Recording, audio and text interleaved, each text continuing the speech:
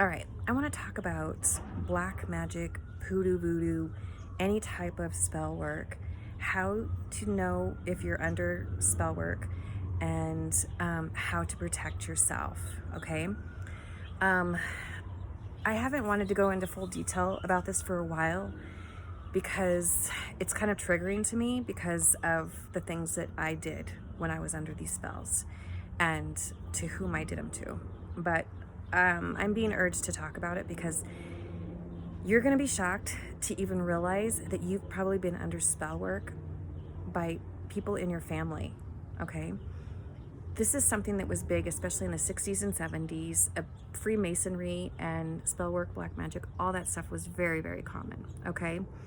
And so you might be shocked to find out that, your grandmother might have been doing spell work on you your whole life or cursed you in some way, okay? So I'm going to kind of tell you what you can do to find out and then how to protect yourself in all this, okay? So when I have a channel on TikTok, it's at Enlightened Aries, okay? And it really talks about my experience of being gang stalked and targeted, okay? Basically, I was set up to be trafficked. My daughter and I were set up to be trafficked in some sort of way. And so cultists were actually doing spell work on me to break me down. But they weren't the only people doing spell work on me, okay? And you're gonna think this is crazy, but some of us probably have had multiple amount of people doing spell work on us. And if you're like a starseed, if you identify as a starseed, then odds are that you lived, like you made it through, even though you probably went through hell. Okay. So the first way I knew how, or first symptom I got was if you all of a sudden change your behavior completely and you start doing things that you wouldn't normally do, or you go out or you hang out with certain people that you wouldn't normally do, like you're out of character, okay? That can be that you're under spell work. If you all of a sudden go into a deep dark depression, like out of the blue, and you're like, you want to kill yourself, you want to commit suicide, you have dark thoughts and you don't know why or where they came from, that's spell work. If you and there's all different kinds of spells. Like magic is like an intention, okay? So like these three girls I used to work with, okay, some of the spells I was told that they did on me was like beauty spells because they wanted me to not look appealing to this guy that they were into or whatever. So, they were like, make her fat, ruin her skin, right? So they can do that, and they do these intentions, and that intention is sent to me, okay? And then it will be created, okay? Especially if they know what they're doing, okay? So like all of a sudden I started gaining weight, and I'm like, I didn't change my diet, and I thought, well, maybe this is because I'm finishing menopause, like what is going on, right? And so that's beauty spells, okay? So if your looks completely change drastically and you're not doing anything different, it could be that. The other one is confusion, okay? So there were times when I would literally just felt like I was walking in a haze of life. Do you know what I mean? And I was used to be so organized. I had like my checkbook to the nine, like everything was just very organized, and I just like let it all go. And I trusted everybody with my money. I had like people coming in, they were sending people into me, like contractors that would screw me over. And I just was like so trusting of everyone when normally like I would be like onto it. So you kind of just like let go of life, right? You just let go of your responsibilities and you're flowing through life just in a daze. The other thing is they do chaos spells, and chaos spells are bad. Chaos spells, like for me, were like one time I tried to start a fight at a concert, like a fist fight, and that is not me. Like just you're literally just like attacking people. Like I started lashing out at friends for no reason, like saying things like people were just like my friends dropped like flies. right? And that's like also isolation spells. Like they wanted me to have no friends whatsoever, so they were doing isolation spells. So I would lash out at them, or they could even do spells to the way people are to you, how people behave to you or see you. It's crazy. And then this depends on how good they are at what they do. So the whole thing is just changing your behavior, right, to something you normally wouldn't do. Or like you have these urges to have sex with somebody, or you're like strongly physically attracted to someone, you can't let it go. You know what I mean? Like all of a sudden you're just like, you can't stop thinking about somebody. Sorry, this thing was in the way. Yes, you can't stop thinking about somebody, or you suddenly you have the need to like masturbate, like out of the blue, like sex magic. People can also do magic to harvest your energy, okay? And so they sometimes will attack your sacral, like your sacral is where you can manifest from. So they'll attack that. So a lot of times if you feel like your money is slow, like they can do money spells on you. It's just to the point where life changed for you. Sorry, I'm like, it's like your life just changes and you don't know why, and you're like have all this bad luck and you don't know why. And you know it can't be karma because you haven't really done anything bad to deserve it, you know, and you're just like, well, what is going on in my life, okay? So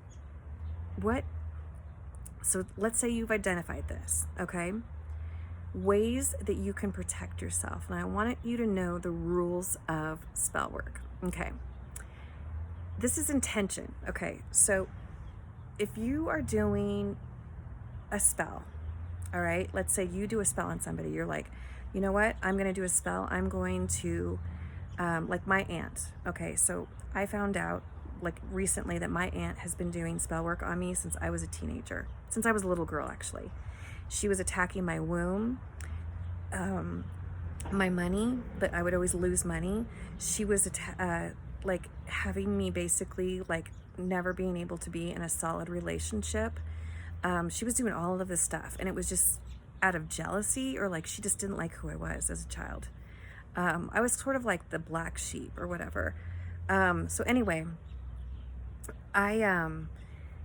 so I went through this period where like if I always had long-term relationships, but it was like when they would start to get serious, like either they would break up with me or cheat on me, or like when we would get to the point of marriage or whatever, I would like stop. I would like run, or I would just not be attracted to them physically anymore, like sexually. Like it was her, like it was that spell was doing that. I was sabotaging my own relationships. The other thing was she was attacking my womb, so like my menstrual cycles were agonizing. I would have to be picked up from high school like every time because I could not handle the pain. And eventually I couldn't have children. I had no eggs at age 35, basically. And they couldn't figure out why. The other thing was my money. Like I was always slow. Like I would have it and it would be gone, you know? So what happens when you do a spell or a spell is done to you, there's a 7-year rule, okay? So when you're not protecting yourself, or you don't even know it's happening, or you don't know how to protect yourself or return it, that will stay with you for about 7 years, okay? Or it'll stay with you forever. It depends, but it always goes back eventually, okay? So 7 years is the time that it'll start going back. Now the universal rule for this is that it's 3 times 3. So when it goes back, they get it 3 times worse, right? 3 times 3. So in my situation, it was like, and I didn't know why this was all happening to her until now, but my situation was she was basically like the relationship spells. Okay, so here's the other thing I want to mention too. Anytime you pay a practitioner to do a spell, or you do a spell on somebody, you created a contract, but you cursed your entire lineage. You cursed your children, you cursed your family, you cursed your children's children, your grandchildren, whatever. You cursed your entire lineage, okay?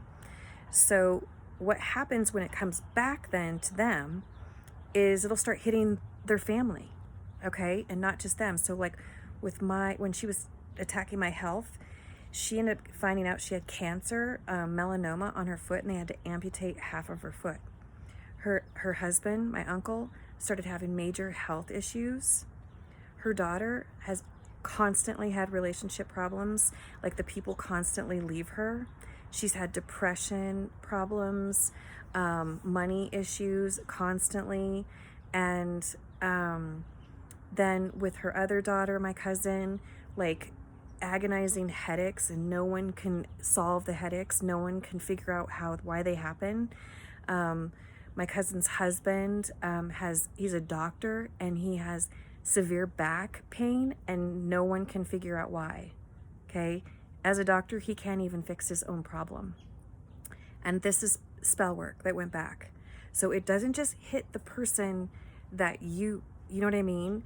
Now, like, even if someone wanted to attack your child, let's say they want to attack your child, if that person doesn't have a child, it will attack a child in their family, right? So if they wanted to kill your child, then it would come back and kill a member of their family's child, if this makes sense.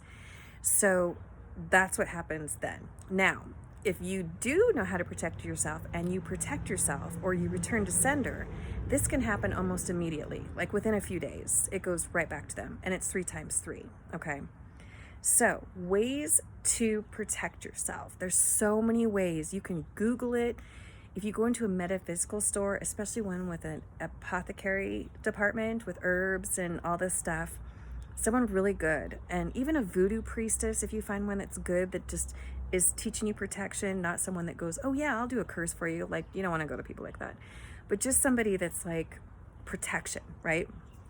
So basically, you basically can ask them for anything, but here's things that I use that help me. Salt baths, amazing. The number one thing, spiritual baths. You can have Himalayan salt, any type of sea salt, right? And rosemary, different oils that are for protection, herbs. You can look them up, and those can be in your bath too, and those cleanse you. If you feel like you're being, like, one time I got hit with I think it was maybe a death spell.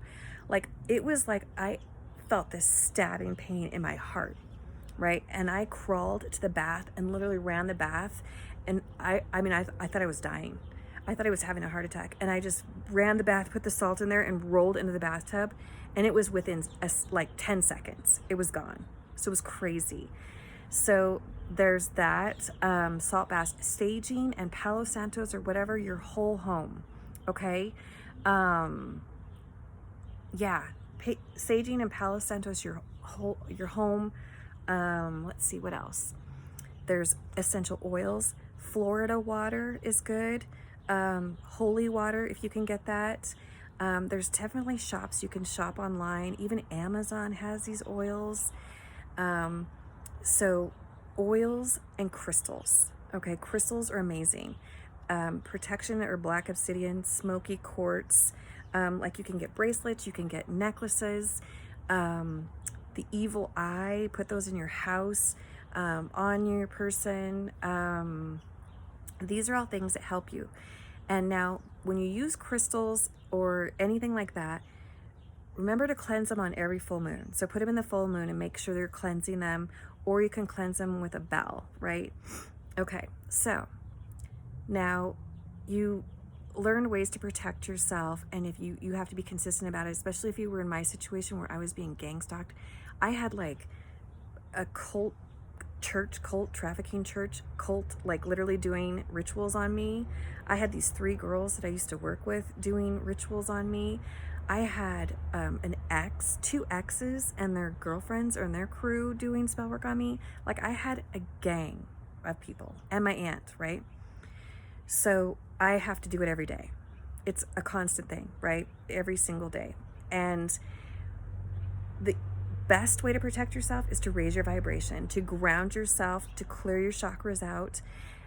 Because when you do that, then your spiritual team is always there to help you. And that's one thing I should have mentioned. If you ask them, like, protect me, Archangel Michael is there, Raphael, Gabriel. These angels are always there to heal you and help you. But you have to be diligent too with your protection practices, especially if you're a star seed on a spiritual path, chosen one, anyone. They want to attack you because they want your energy, okay? Even if you're not being targeted, this is something they want. So this is the ways to protect yourself. There's so many different ways. So just research it from just a very trusting resource.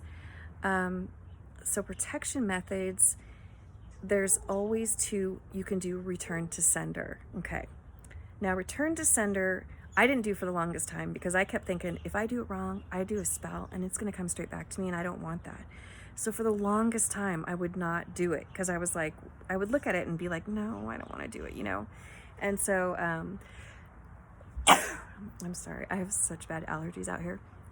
So return to sender, there's many return to senders, but they say black candles usually, but like one was create a circle, a protection circle, right? And there's one where you take a black candle, you melt it and put the candle at the bottom of a bowl, right? Which is about a little bit shorter than the candle. And then you're going to fill the candle slowly with water, okay? And then you're going to burn the candle, and then you let it burn until it gets into the water, and the water takes it out. And then what you do is you can write your intentions or who it needs to go to. Don't attack somebody unless you absolutely know that's who it is, okay? So basically you can write your intention on that candle, and once it burns out, you pull the candle out, you break it in pieces, and then you usually bury it in your backyard or whatever. I don't do that much because I'm protected. I've gotten to the point where I'm protected. But if I feel like they're attacking like my child, then I'll do a return to sender in her name or whatever on behalf of her ancestors and spirit guides. So basically then it'll go back like within days, okay? And it's harder for them. But the thing of it is too, a lot of these people don't know this 7-year rule, or the fact that like it can hit their family too. Like even if you're in a group and you're in like a coven or a cult, you individually are doing it, you are cursing your entire lineage. So if you ever meet somebody and they've got health issues and everyone around their family have issues, health, this, that, odds are that someone in that family is like attacking someone with spell work and has cursed their family. Okay. So return to senders are good if you just feel like they're being nonstop at you and you can't take it anymore. You don't get karma for it. It doesn't come back to you as long as your intention is you're asking your angels and spirit guides, like, I'm sending this back. I'm returning this to you, to the sender who sent this to me. I don't want it. I'm in my power. This is my energy. This doesn't belong to me, and I'm sending it back. And then it goes back, right? And it's worse. So those are always good ways to do it. I mean, even if you want to buy your own, like there's books on how to protect your energy, how to, you know what I mean, to return to sender. Just be very careful when you're doing it, and that your intention is good and it's not filled with hate or anger, if that makes sense.